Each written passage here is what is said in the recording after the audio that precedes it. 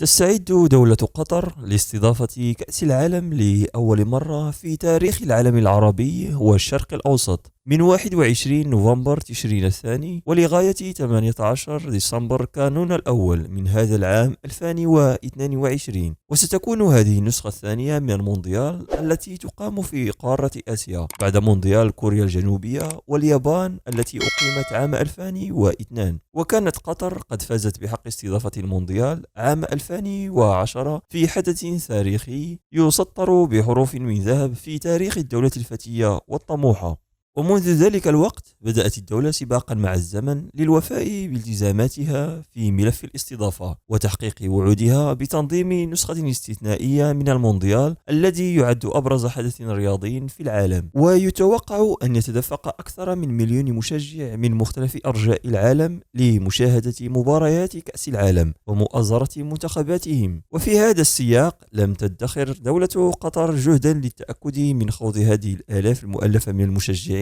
إضافة إلى اللاعبين والإداريين المرافقين تجربة فريدة من نوعها تعكس الثقافة العربية العريقة وما وصلت إليه قطر من تقدم وازدهار. ولعل أبرز ما يلفت النظر هو التقنيات المتطورة والتكنولوجيا الحديثة التي سيستخدم الكثير منها لأول مرة بالتاريخ في المونديال العربي القطري.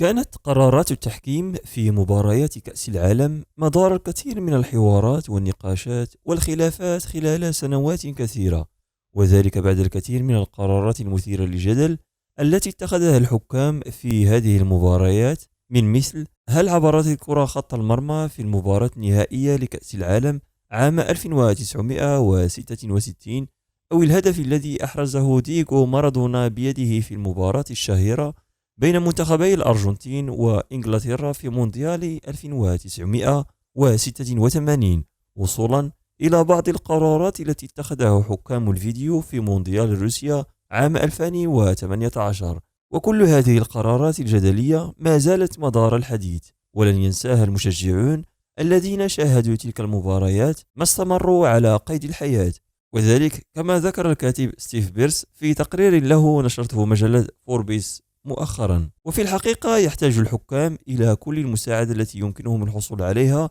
وحاليا ونحن على أبواب كأس العالم التي ستقام في قطر فإنهم على وشك الحصول على مساعدة الذكاء الاصطناعي لمساعدتهم في إدارة المباريات. ويشير الكاتب إلى أنه وعلى مدار السنوات القليلة الماضية جرب الفيفا الاتحاد الدولي لكرة القدم استخدام تقنية التسلل لتتبع أيادي وأقدام اللاعبين، وهي تقنية تستخدم الذكاء الصناعي جنبا إلى جنب مع سلسلة من الكاميرات المبثوثة حول الملعب لمتابعة أطراف اللاعبين وإنشاء خطوط تسلل افتراضي للحكام على الفور.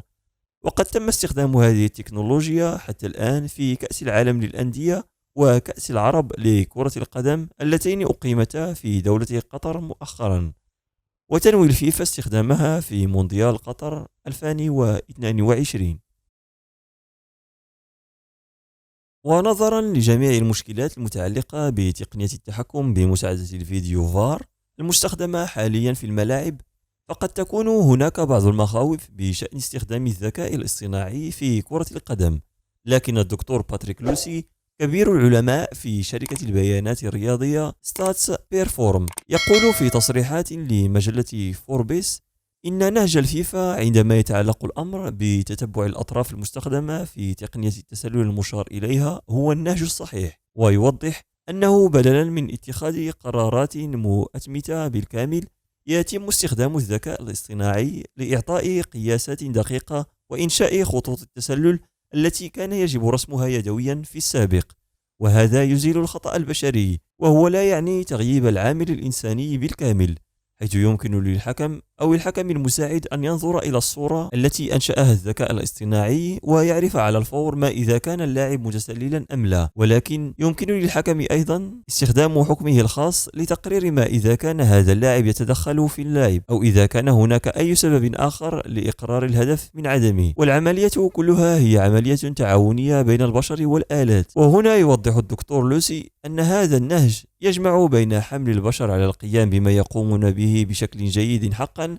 وجعل أجهزة الحاسوب تقوم بما تجيد القيام به حقا. لهذا السبب قال رئيس لجنة حكام الفيفا بيروجي كولينا إن هذا ليس تسللا آليا، ويشير الكاتب إلى أنه وعلى الرغم من أن البث التلفزيوني لا يوفر جودة تقنية التتبع المباشر للأطراف المطلوبة لاتخاذ قرارات التحكيم الدقيقة، فإن الذكاء الاصطناعي سيكون قادرا على استخدام البث التلفزيوني لإنشاء إحصائيات في الوقت الفعلي بما في ذلك الأهداف المتوقعة والموقع المقدر للاعب داخل الملعب، ويتم ذلك باستخدام بصمة بيانات تتبع اللاعبين خلال 20 عاما الماضية جنبا إلى جنب مع خوارزميات التعلم الآلي لتقديم مكان وجود اللاعبين الذين لا يظهرون على الشاشة.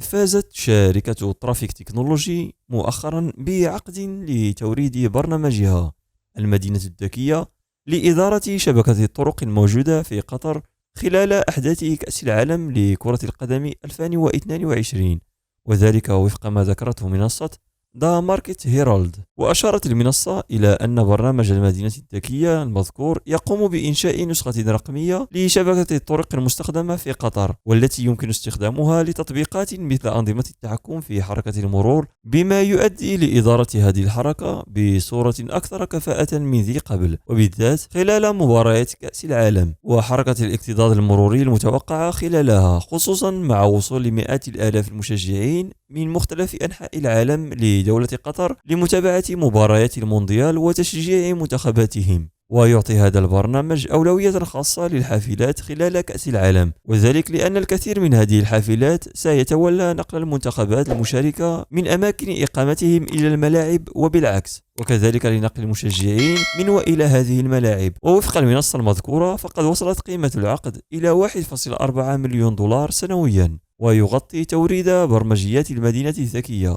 وتقول الشركة إن البرنامج يقلل من التكاليف التشغيلية لحركة المرور في المدن التي يتم استخدامه فيها، حيث يتم العمل من دون تدخل يدوي، وحيث إن البرنامج يقوم بمعايرة نفسه تلقائيا، فلن يتطلب الأمر متابعة بشرية لحركة المرور بشكل متواصل مع ضمان تدفق هذه الحركة بصورة سلسة.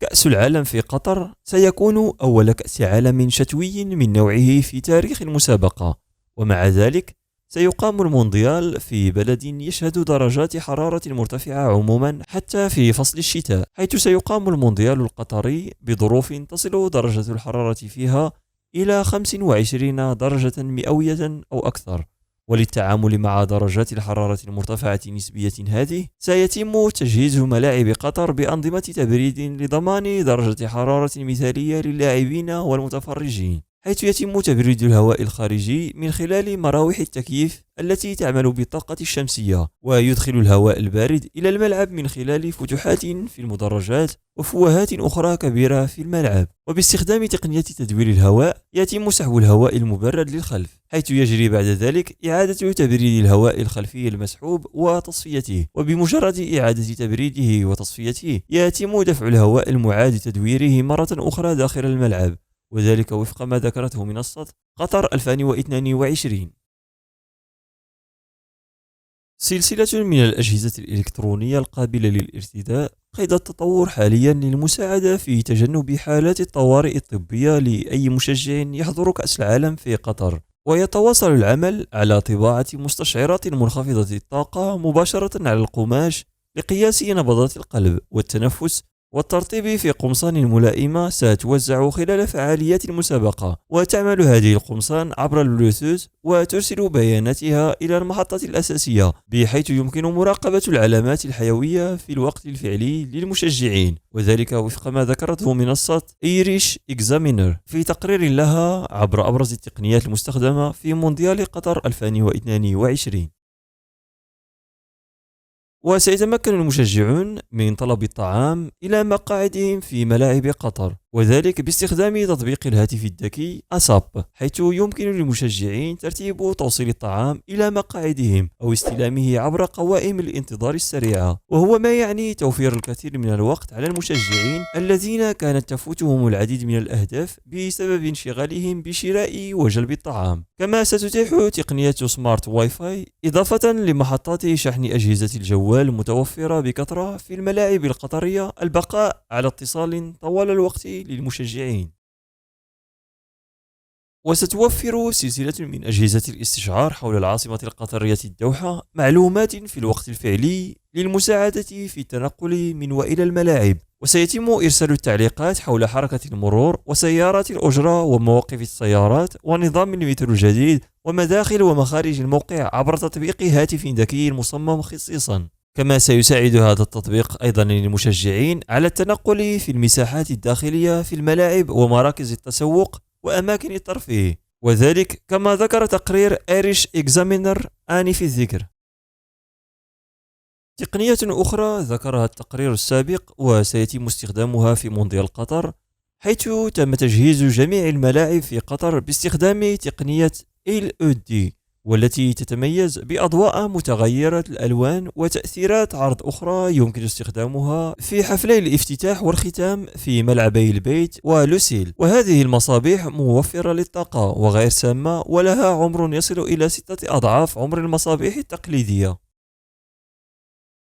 تم إنشاء غرف المشاهدة الحسية Sensory Viewing Rooms في الملاعب لتوفير مساحات آمنة وهادئة للأشخاص المصابين بالتوحد وأولئك الذين لديهم مشاكل صحية أخرى تمنعهم من متابعة المباريات من المدرجات. كما ذكر التقرير، وتتميز هذه الغرف بعرض فعلي للمباريات وإضاءة متحكم بها وألعاب لمساعدتهم على الاستمتاع بمشاهدة المباريات في بيئة مريحة.